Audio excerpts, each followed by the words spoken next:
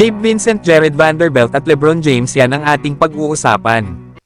Final seconds. Bryant for the win. Bang! Good news sa Los Angeles Lakers dahil ang dalawang maaasahang role player nila na sila Jared Vanderbilt at Gabe Vincent ay malapit nang bumalik sa kanilang kupunan.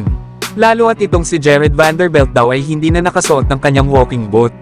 Nahuli pa nga itong naglaro ay sa naging road win nila laban sa Boston Celtics matapos itong magtamo ng isang foot injury.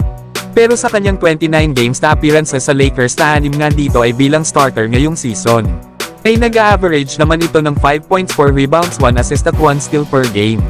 At meron namang 51% sa field at 29% naman sa 3-point area. Kaya isa talaga ito sa pinakamahusay na wing defender sa NBA. Kaya good news kung malapit nang bumalik si Vanderbilt para sa playoff push na ginagawa ng kanilang kupunan.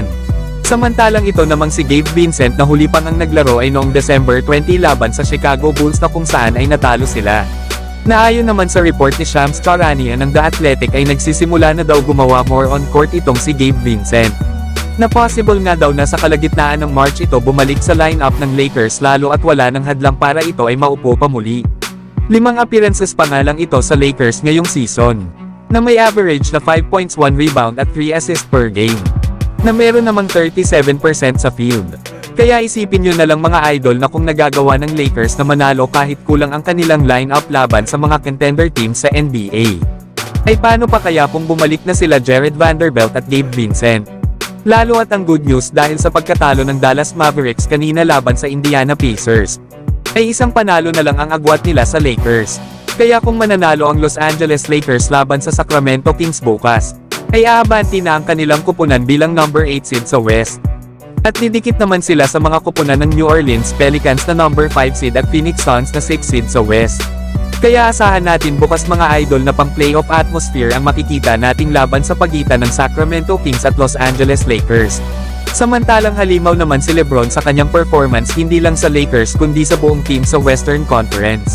Paano ba naman ay si LeBron lang naman ang itinanghal na Player of the Week sa Western Conference? Matapos itong mag-average ng 30 points, 4 rebounds, 8 assists, 1 steal at 1 block per game, na meron namang 56% sa field goals at 50% naman sa 3-point area. Kung tutusin lang mga idol kung ganito ang average ni LeBron buong season ay hindi malabo na baka ito ang kalaban ni Nikola Jokic bilang MVP ngayong season. Kaya ganyan kahusay ang isang 39 years old na si LeBron James na naglalaro sa kanyang ika-21 season sa NBA.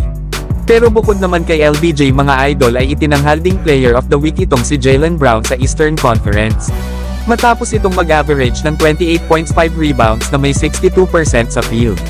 Kaya ibang klase rin itong si Jaylen Brown para sa Boston Celtics. Pero kayo mga idol, ano ang masasabi nyo sa ipinapakita ni LeBron na performance sa Lakers? So hanggang dito na lang tayo mga idol.